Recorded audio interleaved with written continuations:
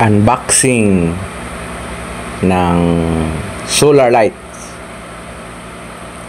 Tingnan natin, 200 watts ito.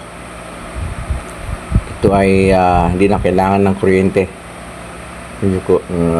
Medyo makaminus-minus tayo ng kuryente sa buwan-buwan nating bayarin. Maliit lang to, pero ang alam ko malakas daw tong ilaw nito eh. Oh, may 1 take 1 to, pero ang isa maliit, yung pinaka take 1 nya, yung kulay puti. Oh, kompleto.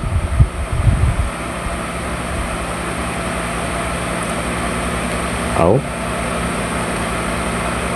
try natin, try. Whoop. Yes, yun.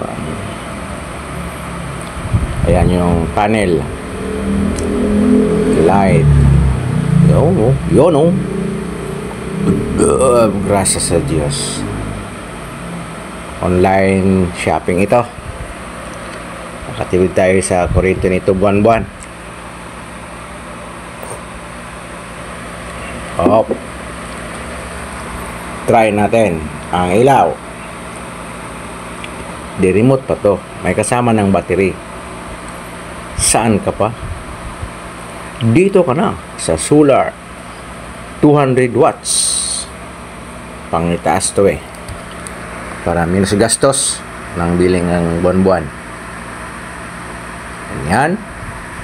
Tapos saan ba ito? Ito dito. Nakakalito. First time kasi itong nagkaroon ako ng ganito. Ayun, ang lakas. Yehe. Diba? Wala na.